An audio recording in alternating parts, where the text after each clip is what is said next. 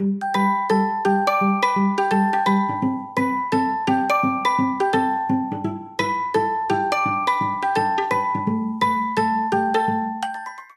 back to Fulfillment Therapy. Today we have a special guest with us, Dr. Roland Cochran, and he's the founder of the Successful Addict, a recovery group for high achievers and entrepreneurs who struggle with compulsive cheating and infidelity. He's also the author of the book, The High Achiever's Guide to Sexual Addiction Recovery, a proven blueprint for successful professionals to overcome sex and porn addiction. So thanks for coming on the show with us. That is me. What a mouthful. Oh my gosh, a tongue twister. I didn't even mean to do that, right? I know. How dare you? So tell us a little bit about you and your story and why you are in this space. Oh my gosh. I'm unfortunately in this space for unfortunate reasons, because something that I personally struggled with and drug my wife through, right? And so that's why I say it's an ugly thing, compulsive sexuality. It wreaks havoc on everybody it touches, but it's extra ugly when you're bringing your family into it, because the deception of someone who is never supposed to deceive you, the impact of that, Kendra, it's unfathomable. It really is. It's an earth-shattering thing when you find out that your spouse has been doing sexual things and not telling you about it. And for years and years and years, for the most cases, these men were addicted before. I would say 100% of the time, they were addicted before the marriage. And so that's my story is I did these things. I was one of those men. I got caught. I went through the whole disclosure process and had to tell her a 14-page document of everything that I've done sexually then that she did not know about, and ask for forgiveness. And that is a painful process. It goes on for far too long. And the main reason I'm in this space is this is not a rare issue. Yes, technically, by definition, only 18% of men, I shouldn't say only, that's a lot of men. 18% of men struggle with compulsive or addictive sexuality. But here's the scary number, and I just saw another update. It's up to 72. 72% of men are engaging in deceptive sexual practices, meaning that, okay, yes, maybe they're not addicted or compulsive, but they're engaging, there's something sexual that they're not telling their wife. Yeah, definitely a scary number. 72%, you said. Yeah, it's basically far more likely that your husband's hiding something about his sexuality than it's unlikely. Yeah. And that's scary. And again, I just want to set the record straight for everybody listening. It's not that these men are bad people. I do not think that at all. Every guy in my group is incredible. I can't even say some of the names because the listeners know some of the guys in my groups from television. These are stand-up, incredible guys who, I think it's up in the 90s. 90% of these men either grew up in a home that lacked attunement or had some sort of unwanted sexual experience in their youth. So tell us the good news. I know a lot of listeners are probably feeling, oh, it's really likely that my husband is not being honest with me. There's probably a lot of things in the closet. Is there any hope? Yes, there is. Because here's the truth. And I really mean this. Guys are not proud of their deceptive sexual practices. They really want them gone. The truth is, I can't remember what the stat is, but there is a stat on this. When guys are caught, it's almost like 90% of them have done something to try to stop before they got caught. So no one knew anything and they had made efforts. This could be blockers on their phone or computer of certain internet access. This could be if it's an affair partner or an emotional affair, blocking numbers, shutting it down. They don't want to do these things. So if there is a silver lining, and that's the most frustrating thing with this, when I got caught, it was like, here I am, looked like, oh, you want your cake and eat it too.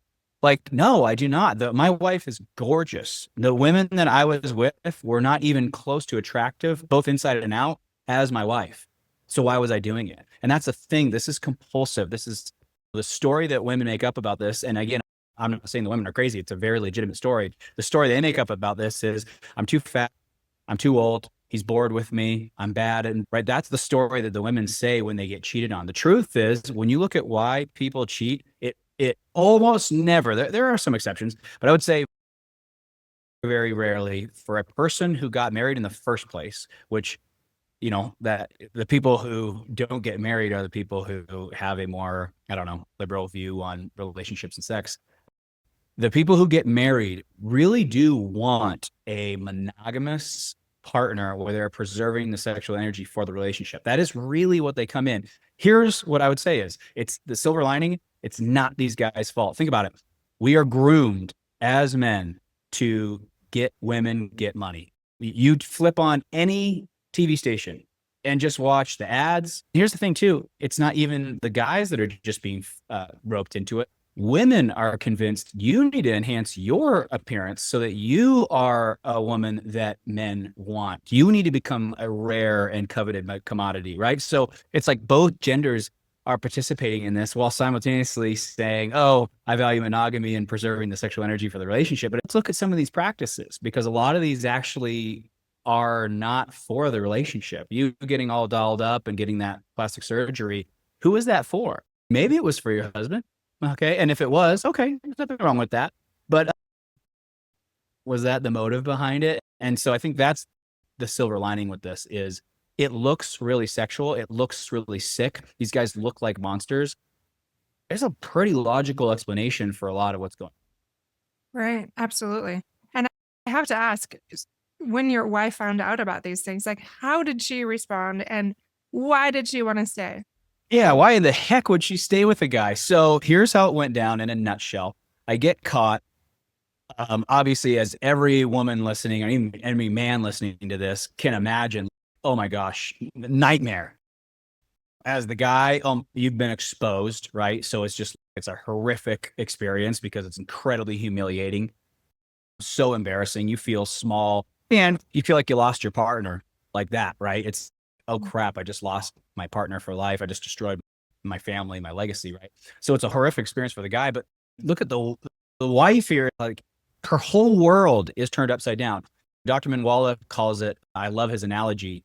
Here's your little cup of water and it's clear and pure. And then I tell you about what I did. And it's a drop. It's not, but it's a couple drops of blue food coloring. Your cup of water is blue and it's blue forever. There is no on that water. I can run it through a strainer. It's still going to be blue. It is just, you are now a blue cup of water. That's the best analogy. When you find out that information, that little drop of food color, it changes you forever. You take down the marriage photos, you take off your wedding ring, you take down. So even if you decide not to get divorced, the past is dead, right? Every picture you look at, it's, oh, he was flirting with women, sleeping with women 2 months before that, right? So it just ruins their whole world. But to answer your second question, why would she stay? If guys are truly compulsive and or addicted, there's just something in your body that doesn't feel right. It's not my husband. No, that it just doesn't add up. Like, he loves me. I know he loves me. I know it deep in my bones. That's why they stay. There's this little thing in their body that says something's not adding up. This is not a real reflection of his authentic, true self. And I love when women can have that little bit of grace there. We don't deserve it. We do not deserve it. We lied. We broke our vows. I'm not saying we deserve a second chance. I'm not saying we deserve any, like, there's nothing we deserve. You have every right to walk away.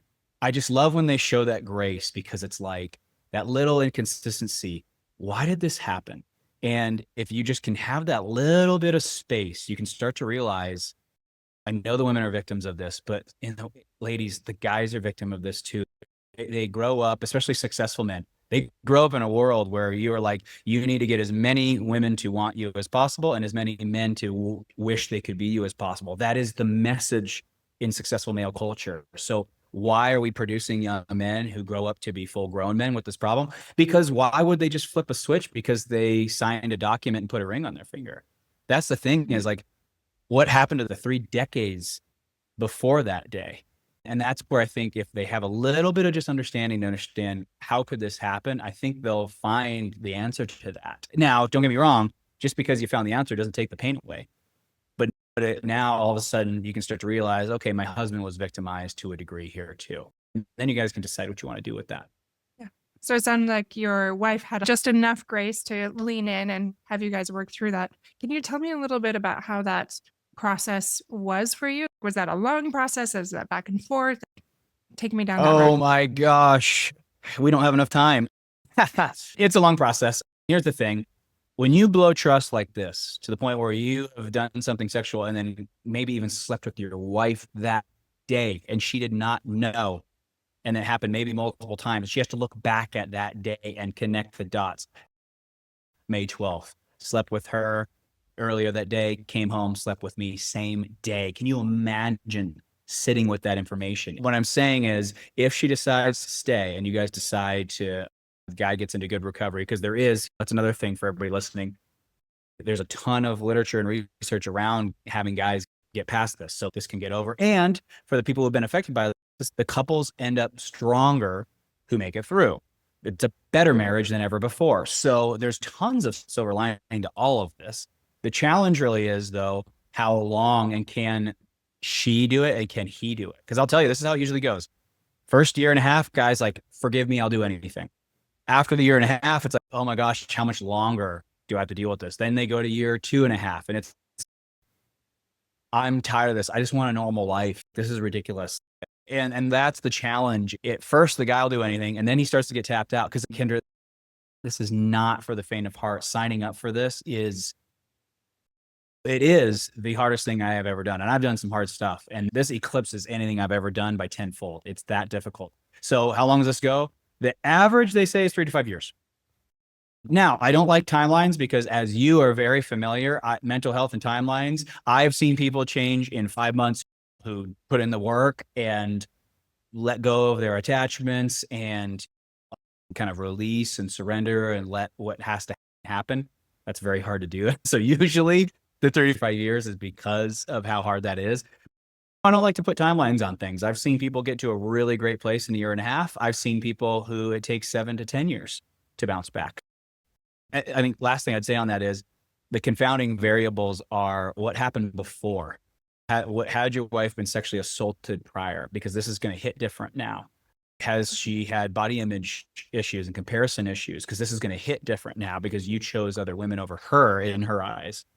Even though I know guys, that's not what we think we did, but that's what they think we did. And so all those factors are a really hard pill to swallow. It's a big pill. It's like a football sized pill. And so for them to digest all of that, it's what we're asking these women to do is, it's unfair. It really is unfair. But what we're asking these women to do is, it will be the hardest thing they've ever done, without question. Absolutely. And it seems like in this case with this addiction, it's so much more vulnerable on both sides. All the addictions have their own challenges, but we're talking about something like you mentioned, what things, you didn't say specifically your wife, but I'm assuming your wife felt these things too. What does this say about me? How's this related to me? Like just being very insecure, and we're wondering. And then of course, going back to that trust issue, like how difficult that must be. And you said swallowing a football sized pill, like both sides, it must be so hard. And you're saying 3 to 5 years, this is, or maybe longer. This is not something simple. And let me tell you this, you will feel every bit of those 3 to 5 years. This is not something that's like she gets triggered one Thursday a month. No, it will be in the first 2.5 years. If she is not activated every day by something, it could be any, think about it. You go to the gym. Is he actually at the gym? You go to here, you go to the ATM and get $200 out. Why did he need $200? These poor ladies, it's just like everything's on the table now. And here's the hardest part too, is they can't even leave the marriage because this will follow them to the next relationship. It's so unfair what this does to women. It really is. It's not fair. And at the same time, I think our culture really needs to come to terms with this issue, because I look at a lot of those numbers and I think that's BS. It's higher. This is just, I'm a guy and I hang around guys. Like, objectification of women has gotten entirely out of control. The availability of and wide practice use of pornography, strip clubs, now sugar babies. A lot of people don't know about this, but these websites are legal. You sign up, you give them a donation, which has nothing to do with sex. It's all things. She signs the agreement, you sign the agreement. It's completely legal. And then there's this expectation that's not written anywhere that she will have sex with you once a month, twice a month, 3 times a month, whatever. And these websites are widely practiced. OnlyFans. A lot of people have heard of OnlyFans. Here's a website similar to Instagram or Facebook where you can go scroll profiles and just pay someone to send you explicit content. I think we need to talk about this as a culture because this problem is not shrinking. It's ever growing. And with AI, it's getting worse. Oh, yeah, absolutely. And I want to go back to something else you said earlier, because I know the statistics and there's some debate on what they are, but I also think they're really high when it comes to sexual abuse. And a lot of people that are doing these things, that are having these affairs, have had some type of sexual abuse. Yeah, it's 90% fall into one of either category. Either they had some, and again, it's not always sexual abuse. It can be an unwanted sexual experience. So my first one, when I was 4 years old, he was a friend, but I repeatedly said, no, I don't want to do this. I grew up in a LDS household. And so I knew enough from my parents that this was not something I should be doing with him. I said, no, he threatened me. I went and told his mom afterward. My point was, that doesn't look like sexual abuse because it's pretty common for friends to experiment, at a young age. But again, if you didn't want it, we need to examine that because it sends a very specific message to that young boy's brain when he gets violated after telling his friend, this is something I don't want to do. So these aren't things we can dismiss, but yes, unwanted sexual touching of any kind, unwanted comments. So I think we need to expand our understanding of, I don't like sexual abuse because it's pretty specific. I think we really need to examine how much did you want to see that pornography that you were shown? Yeah. The truth is most kids didn't want to see it. They stumbled across it. Someone showed it to them. So that's a huge category, is these sexual messages are being digested far too early. And it's even more subtle. I want everybody to understand how subtle this is. Home Alone. It's one of the more popular movies, Home Alone. He's up in his brother's room when he's out of town. He's looking through his brother's stuff and he has a Playboy and he looks at it and he says, ew, gross. But yes, Macaulay Culkin did not find the porn attractive in that clip, but his brother had it and his brother had it hidden. It's stuff like this that we can't underestimate what's going on. As much as that is a family-friendly film, the Santa Claus, same thing. Opening scene in the Santa Claus, he says, hey, where's the president of our company? Oh, he's back there. He's dressed as Santa with his secretary on his lap. This is a Disney movie. So my point is, we laugh off how sexual men are. So there's that whole category. But the other piece, too, is the number one cause of compulsive sexuality: parents who lack attunement. So if you're a parent and you're listening to this, the number one cause of a child latching on to addictive and compulsive behavior is a lack of attunement, right? So if the kid doesn't feel treated like a person and he's being treated like a pet or a trophy, which is how parents treat their kids, the more and more you force them to be something that they're, without asking them, the higher the likelihood. And that's what happened to me. My life was micromanaged by everyone basically, and I hated it. And I turned into a monster. So if you don't want your kids to turn into a monster, treat them like a person and ask them questions. No one asked me how I felt, ever. I don't recall anyone ever checking in on my life. So those are two important factors that lead to this. An over-sexualized culture, which, like I said, it's not just sex abuse. It's anything being introduced that the kid did not invite into their life. But then the biggest one is a lack of attunement from parents. I love that you brought that up because I think that could speak to a lot of parents.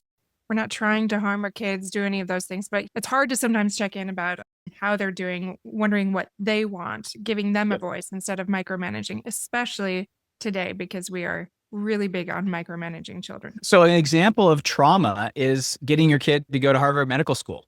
And a parent would probably listen to this and say, that's not trauma. I'm being a good parent. Does the kid want to go to medical school? Does he want to go to Harvard? Did you ask?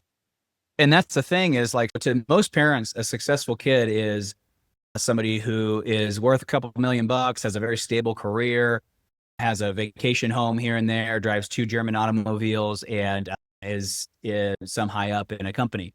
And if you force your kid to become, when your kid wanted to be a artist or a poet or a musician, and you force them to become something they're not, there will be consequences there, I can assure you. Yeah, absolutely. And do you mind if I back up a little bit about something you said earlier? Yes, go for it. You talked about pornography being a part of this, and there's this wide range of, oh, it's totally normal, it's okay. Oh my Like, gosh, and I yes. work with a lot of clients that are like, it feels like too much. It feels like there's a line that he's gone over, but I'm not really sure. Maybe it's just normal. A lot of the women that I'm working with. Can you speak to that a little bit? Yeah. Yes. Oh my gosh. I love speaking to this because it's something that is not being discussed. So first off, let me point out the obvious. When that industry came about, it was a slam dunk. Men and women, I don't care who you are, everyone's going to want to look at a naked. We know that about humans. We just know that. So there's nothing inherently wrong with these men or women who are looking at it. We know our biology is captivated by that. It's part of our design. There's nothing we can really do about that. It's baked into our DNA. Sex is a biological need. Attraction is not always something that we can kind of control. So I just want to point out the obvious is the reason that industry has so much money is we know people are going to enjoy it. And that's not up for debate. No one would debate that. It doesn't matter where you stand on any of it. We all understand that's biologically something that someone will like. Now, there's lots of things that are fun. Heroin, cocaine, meth, but we don't do those.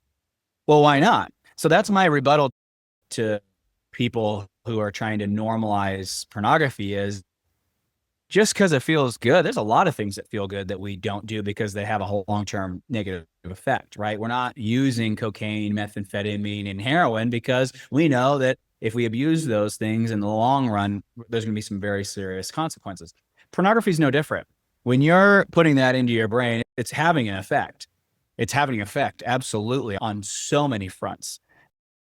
I can't even begin to it. You guys can all do the research, but it affects your brain in more ways than you would ever imagine, ever. It's just act of watching someone do something sexual or people have sex who don't know that you're watching them. That concept of voyeurism alone does something very powerful to the brain. So here's my conclusion on the whole thing. It's not consent if they're getting money. So let's remove the money. How much porn would still exist if they weren't getting paid? I think my guess would be not a lot because all these women are getting paid. I don't consider that consent. That is sex slavery, in my opinion. Just because you're giving them money doesn't mean that they want to do what they're doing. Okay. So that's not consent. So that's problem number one. So then the argument is, Roland, what if it is consensual? What if they're not getting paid? What if it's their sexual expression?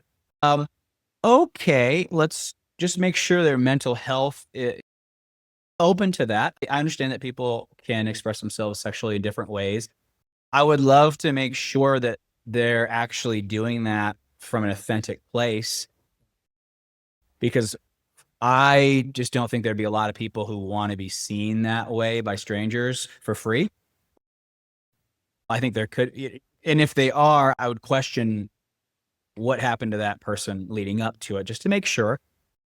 But I do think if we really boil it all the way down to people who really wanted to show their naked bodies for free to people, and they were totally mentally sound about the consequences of all of those actions, I think the number would shrink tremendously. So that's got to make you just wonder, are you participating then in some level of unwanted sexual slavery in a way, right? That's what it sure looks like to me. So then there's the final argument, which is Roland. What about AI? These are fake women. They never existed. So what's the problem there now? What's it doing to the observer then? Because to me, this is not a victimless addiction.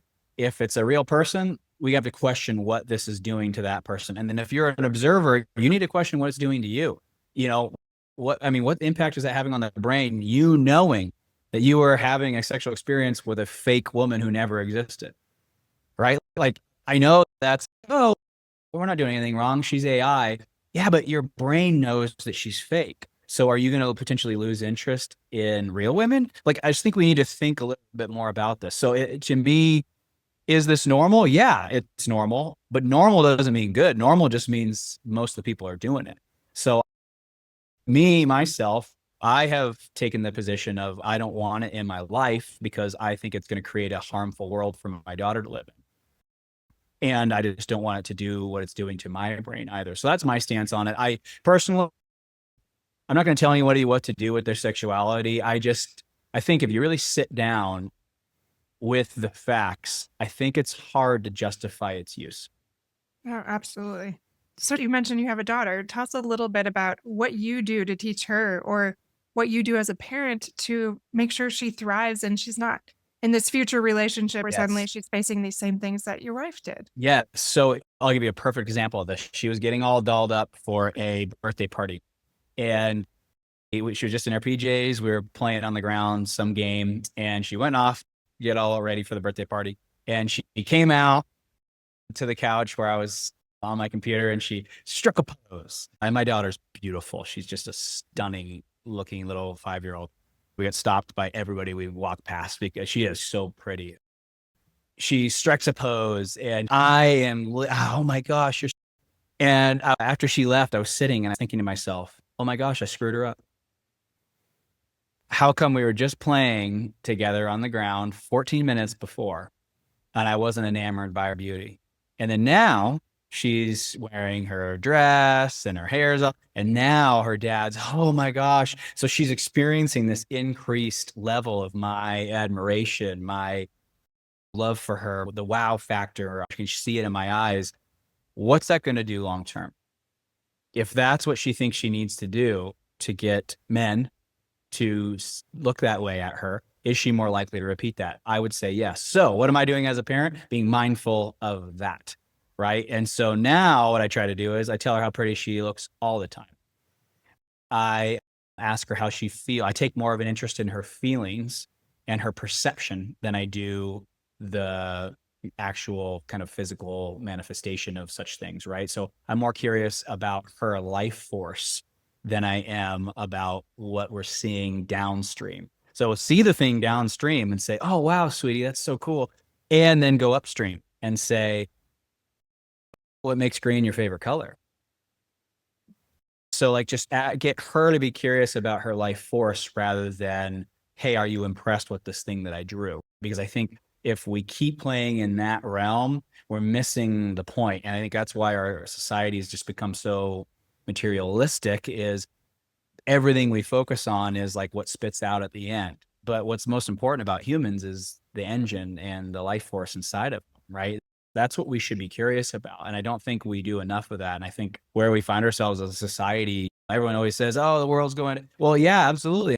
And it's your fault. Every single person who says that, we're participating in, we're taking less interest in the soul inside of an individual, and we're becoming obsessed with their actions when their actions are just the byproduct of a lot of man-made stuff. There's nothing divine about it. Yeah. And that makes a lot of sense, what you're saying about your daughter. But what about a son? What if you had a son and he was just showing these Yeah. signs of being way too drawn to women or just really curious? What would you do then? Yeah. So that's going to be a challenging one. You know, the reason my wife and I have chosen, and probably will forever live in very small communities. We live in Sedona, Arizona, which is, it says technically 9,000, but that's not true. It's 4,000 people. And the reason we did it is it's not a materialistic place. There's no industry or work here. You come here because you want to be here and you want to find a way to make it work. And I would say for raising boys is a bit different. I think you need to be conscientious of the environment that you're placing them in. A lot of the corruption that happened to me was just being around too many rich people. We were the poor family in a very wealthy area, and that had a massive impact on me because the wealthy men at church got more attention than the poor guys. And I picked up on that as a young man. And so I became infatuated with money. And then I found out that money is just half the battle. It's also getting women to throw themselves at you and talk about you. So I got infatuated with that. But that's the point, is I think with young men, boys, I think the environment has way more to do with a lot of what their parents can do. I think young men, especially ambitious young men, they're on the hunt for how to become impressive. They're on the hunt for how to become this respected member of society. At least me and the guys in my groups are. And so we have to be very careful, because if they're assessing their environment, we need to be careful of what they see. So that's my number one advice for you, for young boys. I think the second thing that we can do is treat them like girls. There's a studies that show, you've probably heard this, parents of young boys, the mothers look at them at a fraction of the time that they look at their daughters. And there's speculation that it's like this, that it's a boy. And so in your being, you're like, oh, he's going to be okay. He will take care of himself because he's a boy. And that is a very toxic assumption. And that usually goes throughout the first 6 years of their life. They're treated ever so subtly different than a little girl, where she's, oh, the poor thing, the world's going to be so mean to her. I need to build her up. Boys get less of that. It's, oh, he's going to be okay. And it's a subtle thing, just a fraction of a second. But at the same time, how does that all add up? So I think they're a byproduct of our environment, and part of that environment is the environment that you're creating. I needed just as much help as my sister did. I don't know why people felt like I didn't, just because I started working out and cussing and being angry and trying to look all masculine. Isn't that a sign of me being hurt and insecure? That's a great point that I hadn't really thought of. I actually haven't heard of that study. I'll have to go check it out. But I have a little boy myself, a 9-year-old. I have 2 boys, and I wonder how they're going to do when it seems like our culture is so sexualized, like you talk about. Is there any hope? My husband speaking to challenges that he's had and just how we're going to get through this. So, talk to me a little bit, if you wouldn't mind, about those clients that you work with. You hear their stories all the time. You have your own personal experiences. I guess going back to that hope part, what do you do to help them actually heal and not just come back 10 years later and, oh, they've had more affairs or they're looking at a bunch of Yes. pornography again? So our world is 3 steps back. So if you're not taking 3 steps forward, your son or husband or friend is probably being sucked into an abyss where he will be tempted to make compromised decisions, right? So I say that because we need to be taking 3 steps forward every day to counteract the 3 steps backward that our society is trying to take us in. I would prefer that people be taking 4 or 5 steps forward. That way we are actually getting further away from the abyss rather than just kind of treading water. So that's how I always like to frame it. But here's the thing. Humans are wired for connection.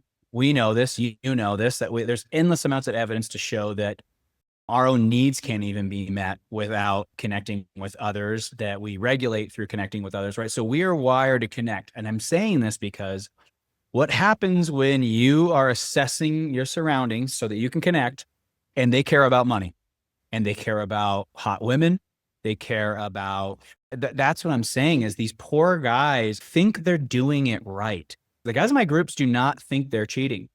They do because they're hiding it and they're concealing, they're not telling anyone. They know that culturally they're doing something wrong that their wife or their friends or their religious community will not approve of.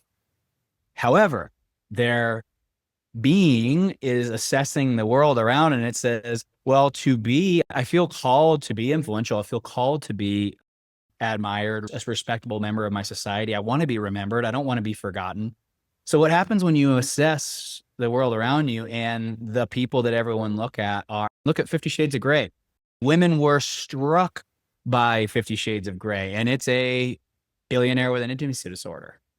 And he's attractive. Are you kidding me? He's a sex addict. That's what he is. That's like sex addictions and an intimacy disorder. It's a disconnection, a withdrawal from connection. That's what it is. In my cases, it's usually a distrust of others. A lot of successful men grow through childhood and understand that they are going to have to get their needs met and that they cannot rely on anybody else to get their needs met. And a lot of that's because successful men have high standards, and so they start to understand that the world's not going to give it to them, that they're going to have to take it. And so the problem is this whole recipe starts, and these guys, their being is just trying to, in this world, become a guy that people admire. And when we are watching James Bond sleep with 3 to 4 women every episode, every movie, he's sleeping with multiple women. He's not calling them back.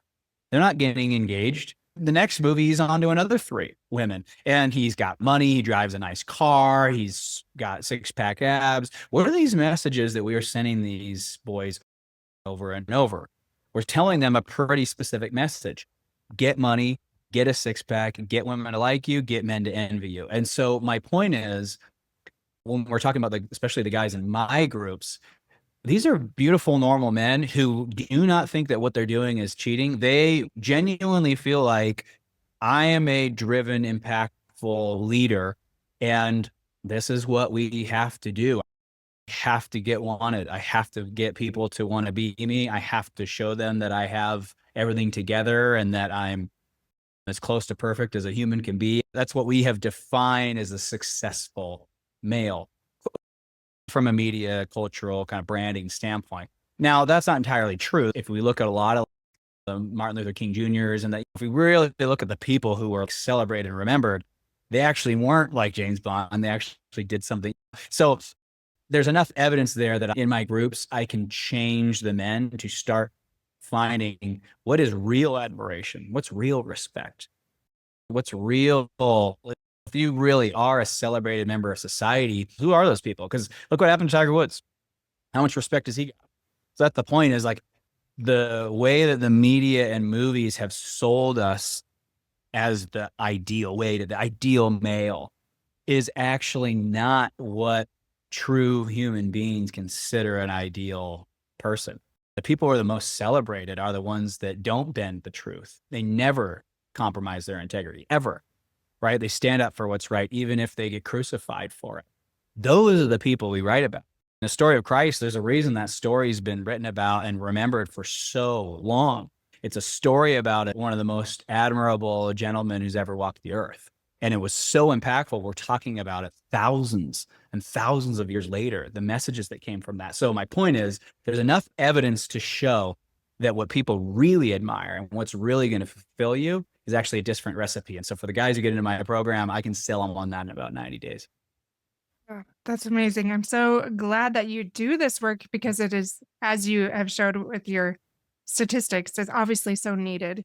I do have one question for you. And I don't know if you can speak to this or not, but I am based in Idaho, at least right now, and there's a big Christian community here. I've heard plenty of statistics about it, but can you speak to pornography and especially Christian religions, or maybe even the shame aspect? Yeah, there's a book written by LDS men that is literally titled "Why More LDS Men Struggle with Pornography Than Other Religions or the General Pop." And it's literally an LDS therapist who wrote the book.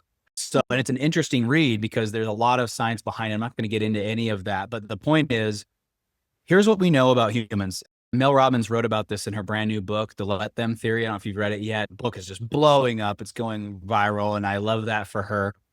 For those of you who are really into more advanced stuff, it's a very basic book.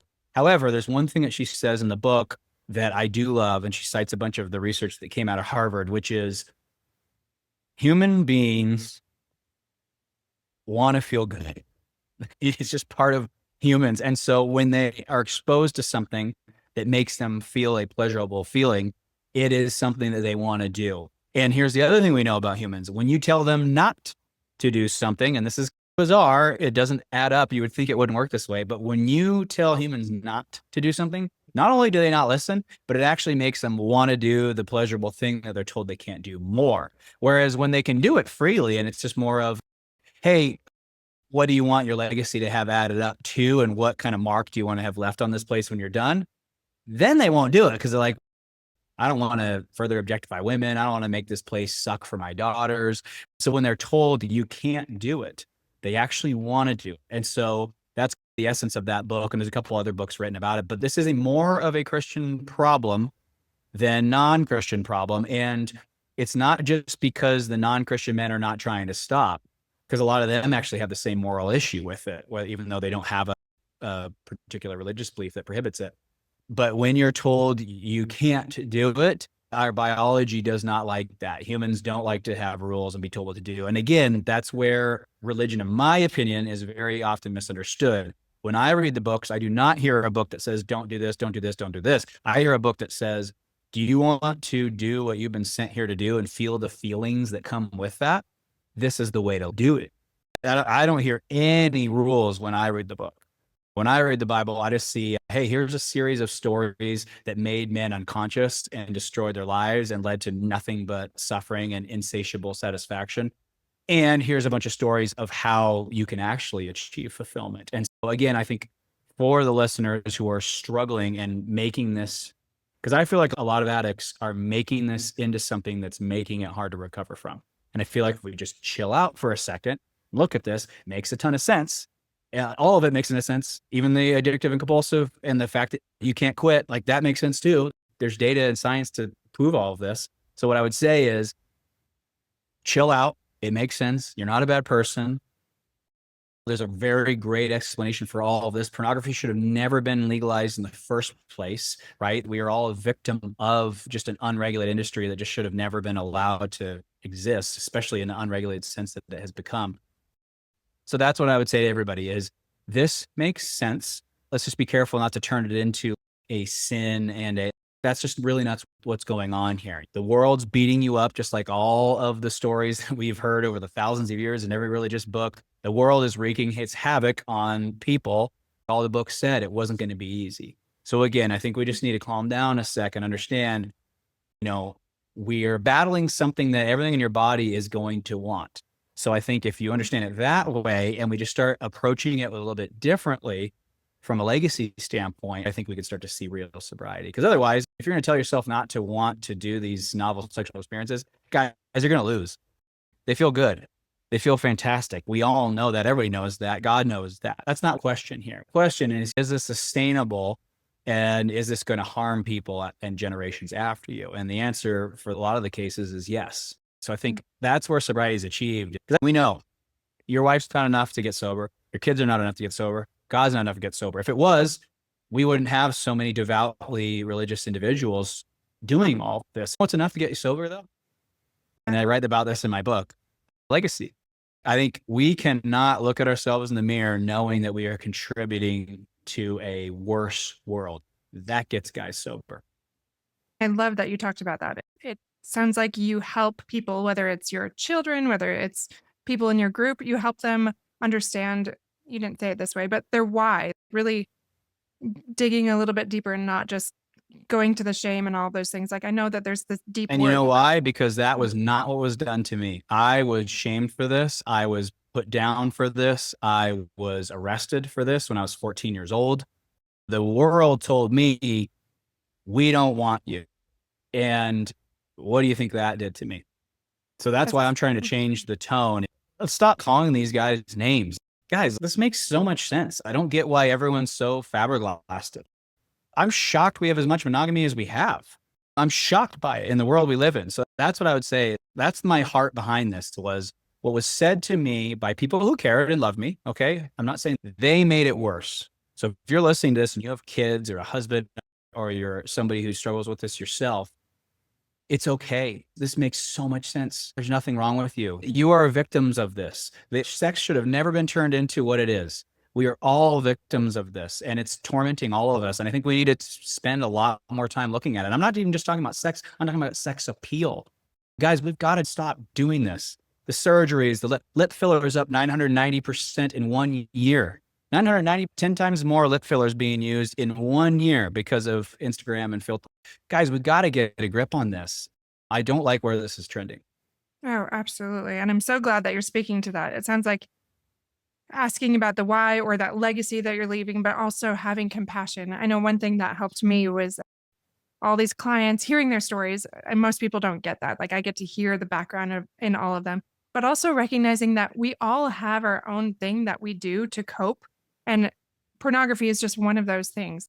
I especially love sugar, and some people laugh, and I'm like, no, like, we all have our thing, but like, how hard is that for me to control? And just having some empathy and some compassion, recognizing we're all going to our one thing when we feel overwhelmed or tired or lonely. You know what I mean? It's process addiction. That's what this is. It's sex and porn addiction. That's an inaccurate description. It's a process addiction, meaning we become dependent or addicted to or compulsive around thought processes. And that's why you can't just stop doing this. It's going to shift into something else. We gravitate towards these things. And that's why I'm saying, stop judging yourself. You just gravitated towards one that society labeled as extremely offensive and personal. But workaholism, no one's trying to stop that. How offensive is it that you're choosing to spend time away from your family? Why aren't we talking more about that? That's my point. I think humans gotten really weird about the things that we judge and don't judge. And I think we should just stop together and really just analyze the way we live. Because I think a lot of the way we live, wasteful, materialistic, shallow, like Shakespeare said, life is but a poor player amongst the stage, shouting in fury with a life signifying nothing. And then he leaves the stage, essentially summarizing what we all do. We go up, we cause a ruckus, judge people, judge ourselves, work our faces off, and then we die and really don't do anything that meaningful. And I think it's just getting worse and worse. I appreciate you bringing up the sugar because it's sugar, it's social media. I feel bad that these guys get beat up on when they gravitated towards something that honestly makes a ton of sense that they would gravitate towards. But because it was sexual, oh my gosh, they're once a cheater, always a cheater. Stay away from this guy. He's this, he's that. Meanwhile, everybody else is engaging in process addictions, but because society hasn't labeled those as disgusting or perverted, now it's like, oh, I just need to spend less time on Instagram. But in the end, it's the same thing. It's a dopaminergic practice that, in my opinion, doesn't add that much to your life. And how clean are you from this exact same problem? Again, I'm not discrediting the ugliness of this particular issue. I'm not discrediting that. I'm just saying, I think before we go judging it and labeling these men, if we take a look in the mirror, you'll see a lot of commonalities with them, with everybody else. Yeah, you have so many wonderful things to say. I just want to keep picking your brain. But the last question I have for you is, a lot of my listeners are women, but those women or even men that are struggling, what are those first steps? What can they do if they suspect something in their spouse or it's in them personally? Like it feels so far away that there's any sort of help and it just feels like they're going to drown into that. What do they do? Yes, great question. First steps, I would just say, is listen to some of the podcasts out there. There's a ton on sex and porn and love addiction. So just get familiar, jump onto YouTube.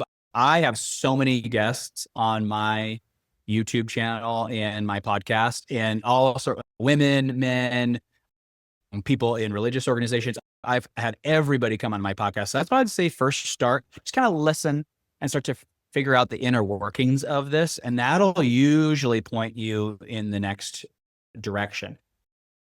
The very next step after that, I would say, is if you go to itap.com, that's where you can find sex addiction therapists.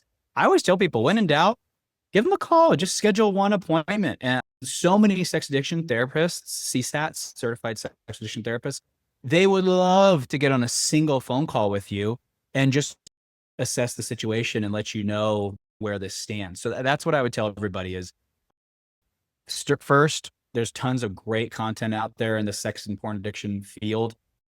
The reason I say podcasts is podcasts won't be censored. If you're on YouTube and Google, sometimes they will, like my YouTube channel hardly shows up for a lot of people because of the restrictions, because of the words sex and pornography. So if you go to the podcasts and just listen to some of the sex addiction podcasts, I think that's where I would tell most people to start, because it'll be very eye-opening, especially if you listen to mine, because I don't get into a whole lot of the treatment details. Mine's more like, why is this a problem in the first place? And I think that's where I would suggest to people is just roll around in there a little bit and it'll become very clear to you. You listen to 3 or 4 or 5 of my podcast episodes, you'll probably know what you need to do next. Yeah. And can you tell us what your podcast is called so they can? Yeah, it's called the Sex Addiction Podcast for High Achievers and Entrepreneurs. Now, that all being said, yes, obviously my target audience are high achieving, successful men. But I would say I have 40% of the people who buy my book and listen to my podcast are females married to successful men. And when they listen to this, they're like, oh my gosh, this is freaking husband. These are his exact process addictions. So yeah, it's the Sex Addiction Podcast for High Achievers and Entrepreneurs. But I know therapists and women are going to be listening to it. So every time that I recorded an episode, I'm always mindful of that. Okay. Wonderful. We'll check that out. We'll put it in the show notes.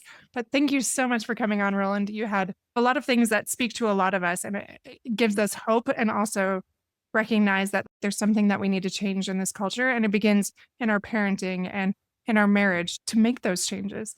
And 100%. I really appreciate you speaking to that. So thank you. I do. I appreciate the opportunity. This is something that's so close to me.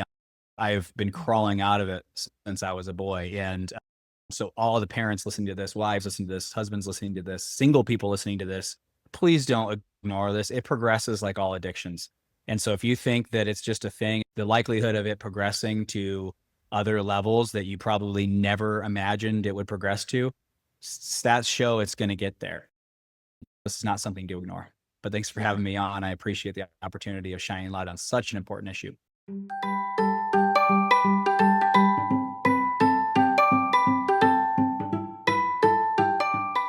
Hey friends, I hope you enjoyed today's episode.